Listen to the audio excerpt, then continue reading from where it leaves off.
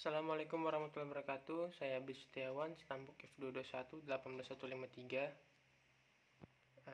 Di sini saya membuat video untuk tugas MIT mata kuliah Perkembangan Arsitektur 2. Di sini saya akan menjelaskan sedikit tentang tugas 2, yaitu tentang arsitektur fungsionalisme. Oke, langsung saja kita masuk ke pembahasan sejarah perkembangan arsitektur modern fungsionalisme.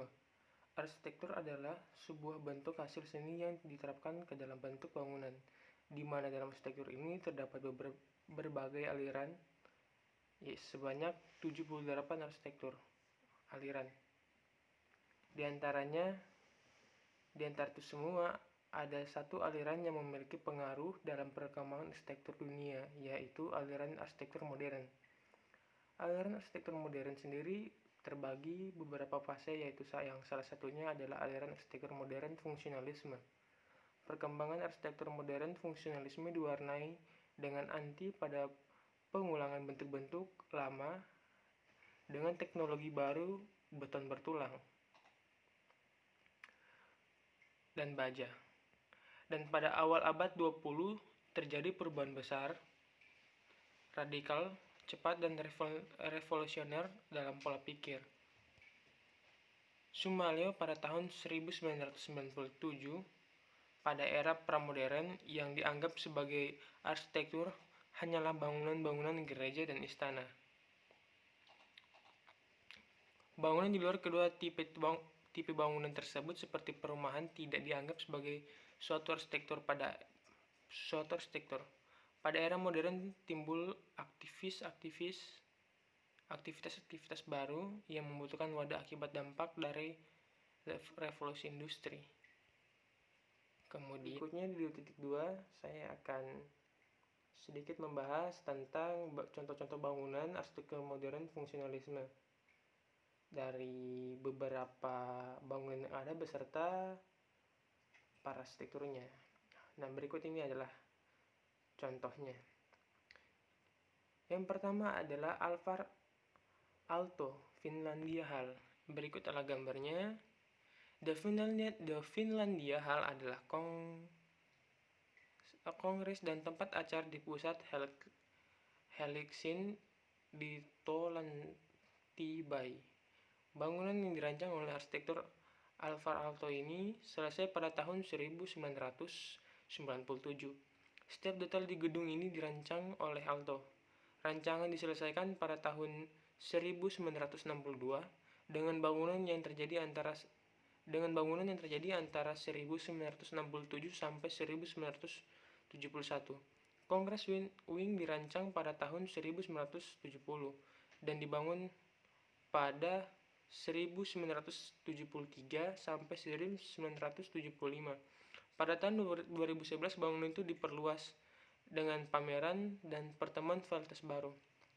Fitur utama dari bangunan Finlandia Hall ini adalah menara seperti bagian dengan atap yang miring. Ide Alvar Aalto di balik desain adalah bahwa ruang kosong yang tinggi akan memberikan akustik yang lebih baik. Sebuah langit-langit gesim menyembunyikan ruang untuk penonton, tetapi memungkinkan penciptaan menara gereja pasca gempa setinggi mendalam yang sama. Aalto menggunakan marmer di kedua permukaan indoor dan outdoor sebagai kontras dengan granit hitam. Desain interior bangunan merupakan penghargaan terhadap detail. Detail setiap lampu, furnitur, panel, dan bahan lantai dan papan dekoratif mencerminkan pendekatan matang yang dihasilkan dari karir Aalto sendiri sebagai arsitek. Kemudian yang kedua, Le Corbusier, Villa Savoy. Pada bangunan Villa Savoy ini menggunakan analogi linguistik, yaitu model ekspresionis. Si arsitek ingin mengungkapkan sikap yang visioner yang melihat ke depan, yang cenderung lebih berani mengeksplorasi material dan bentuk-bentuk baru. Villa ini seperti melayang karena penonjolan pada lantai 2 yang keluar dan hanya ditopang oleh tiang-tiang kecil yang terlihat samar. Bangunan ini akan terlihat berbeda apabila dilihat dari berbagai sisi. Ketiga, Hale House, Villa for Philip Lovell di Los Angeles.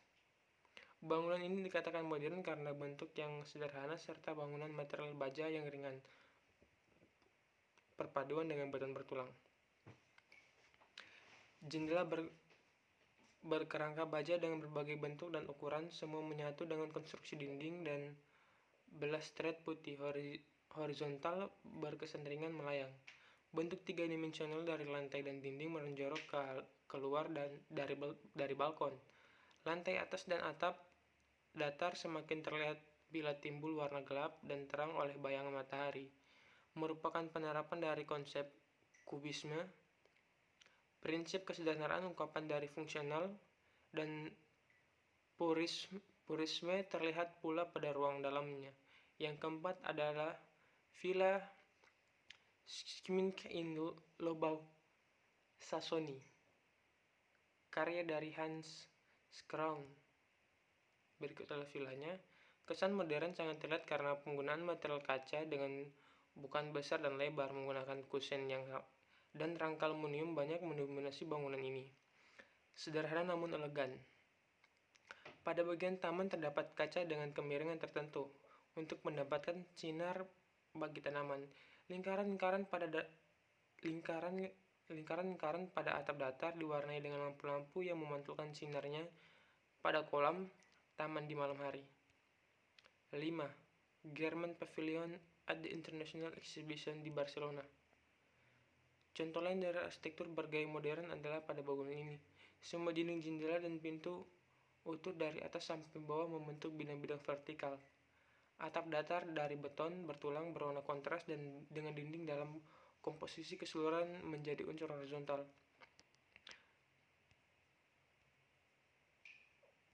Ya, itu tadi beberapa contoh bangunan yang dapat saya jelaskan mengenai arsitektur modern fungsionalisme. Lebih dan kurangnya saya mohon maaf. Wabillahi taufiq wal hidayah. Wassalamualaikum warahmatullahi wabarakatuh.